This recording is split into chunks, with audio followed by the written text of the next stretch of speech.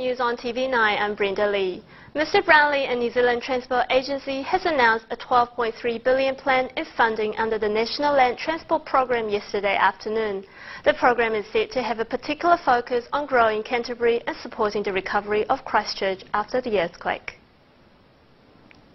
In highlight of education, a new proposal seeks to police both parties in residential special school. Amy Chen reports. A mixed model from national plans to cut 2 of the country's 4 residential special schools, introducing a new wraparound service supporting co-eds with complex behavioural or impairment needs. Holswell Residential College in Christchurch and Auckland's Westbridge Residential School are proposed to remain open. Westbridge Commissioner Dennis Finn agrees with this new model. Yes, I think they've reached a good balance, one in the North Island and one school in the South Island. Education Minister Hekia Parata says financial cuts from closing down Salisbury and Nelson and Christchurch's Mackenzie Residential School will feed the 2 remaining. Funding gains from closing the 2 residential schools will be redirected into the intensive wraparound service. The net result will be better support for more learners and keeping communities together.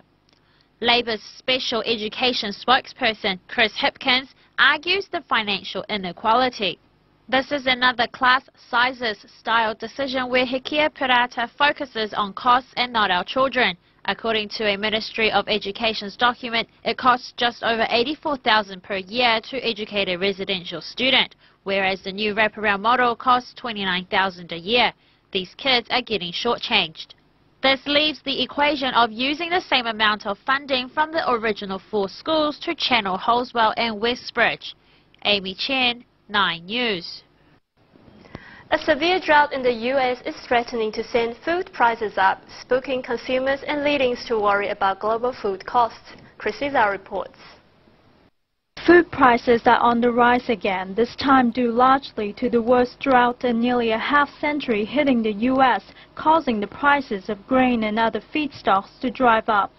Corn and wheat prices have increased by 15% to 30% since last year, and those higher costs will flow through the food supply chain, leading to a 6% to 7% increase in average food prices early next year. Economists say things will get worse before it gets better. Because New Zealand is an exporter of food products, rising commodity prices will help our farmers and our rural economy.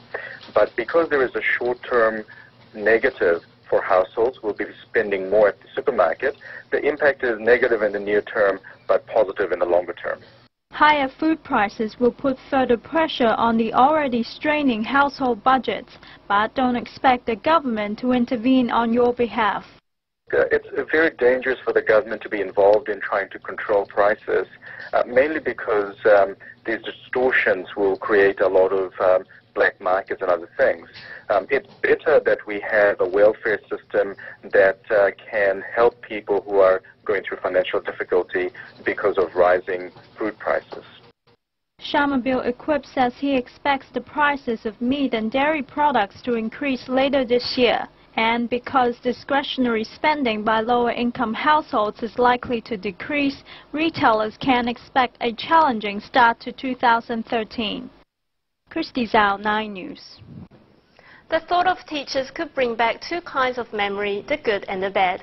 KCHA brings you a story on how the country's most inspiring teacher is picked and celebrated. Everybody has gone through their fair share of teachers, but not many would know that some of the teachers go above and beyond the call of duty to spend weekends working, taking up sports and cultural groups, also fork out their own money to buy extra resources. And typically they'll be very enthusiastic, they'll have a real passion for teaching, and we look for the points of difference, those that go the extra mile to ensure that they really engage with their classes.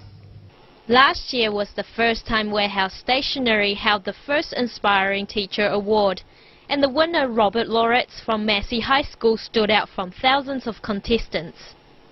You're sharing a world that you kind of have discovered in a way a little bit before they have, and you're trying to open up that world to them so that as they discover it, you know, that actually makes you want to go further because you've got more to give. You see them taking it up, oh, there's also this, there's also that. They get excited, you get excited, and you kind of inspire each other, I think. Teaching has been very rewarding for Mr. Loretz, and to him it's about passing on his love of music, and the Warehouse Stationery hopes to find someone exceptional like him this year. I think it's fantastic. He's great.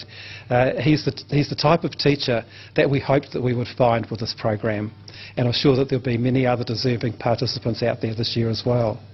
It's only 2 weeks since the nomination started, and there are already over 3,000 entries. The most inspiring teachers are nominated by students, parents and even other teachers.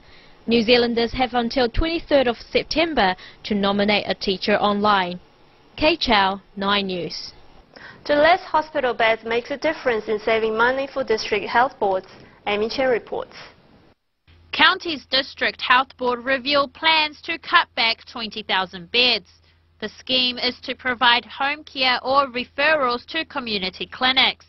County's Manukau claims this is safer in hospital practice because every patient contracting a bacterial infection costs an extra $20,000 to aid. It's far better and more effective to keep people well in their homes than create a system that sucks them into hospitals. In that situation, you're moving beds quickly, discharging patients and making the system run too fast. But whether the public agrees or disagrees with health official views remain to be seen. I don't like it much. Having spent time in hospital myself, I like to be able to think I can get proper care in hospital. They're just sort of waiting and don't need much care, then yeah, why not? Cut down the people coming here, go somewhere else. Amy Chen, 9 News. Could regulated legalization of marijuana or cannabis be beneficial for New Zealand society? Amy Chen reports.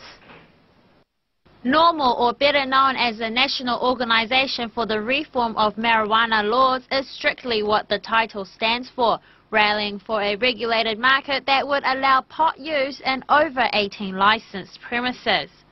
By making drugs like cannabis, which have a relatively low risk of harm, legally available and regulated with like age restrictions and other sort of restrictions on consumption and advertising, we think that will actually decrease the harm coming from those drugs to the community.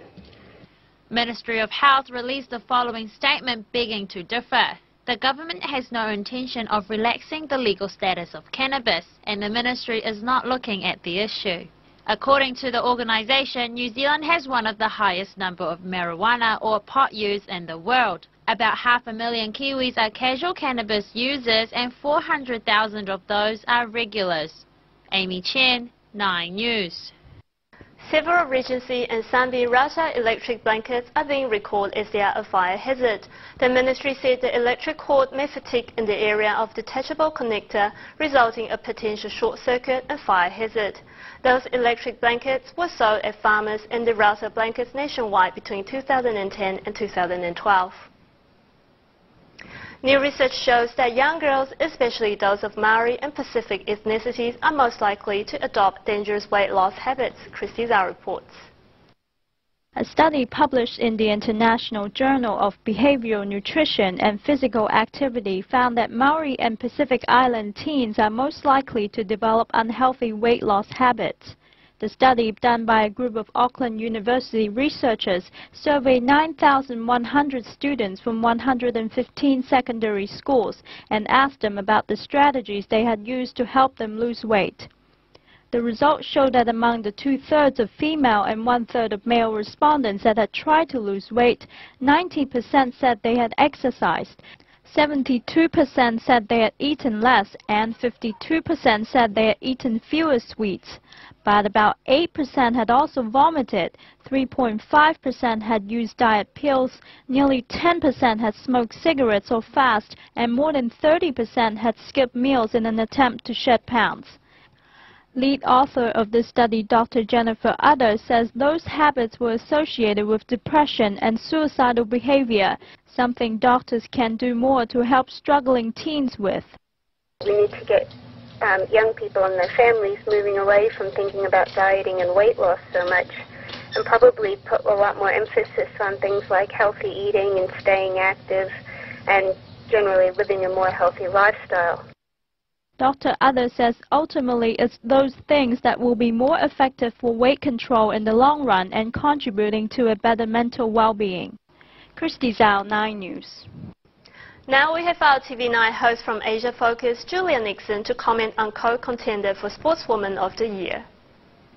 Lydia Ko is the golf world's newest, youngest sensation after her Canadian Open victory in Vancouver this week. The 15-year-old from North Harbour shot up 140 places to number 45 on the world rankings on the back of that win, which came a fortnight after winning the US Amateur title in Cleveland. Her achievements have created debate about who will be New Zealand's Sportswoman of the Year for 2012. Before her Canadian Open victory, Ko would have most likely have been among the finalists for the award, with Olympic gold medalists Lisa Carrington and Valerie Adams rating above her in the standings. But Ko's 3-shot win in Vancouver has changed all that. There's going to be some anticipation in certain circles that Ko could beat our Olympic champions for the nod at the Hellberg Awards. If you use some creativity, Ko can be bumped up to number 2 in the world, behind runaway world leader Yani Tseng of Taiwan. The rankings work on a 35 tournament system. That is, points are accrued by players and that's divided by 35. Golfers who have played more than 35 tournaments are calculated with a number of events they've participated in. Ko's only played 10 professional tournaments, including an appearance as a 12-year-old at the New Zealand Open.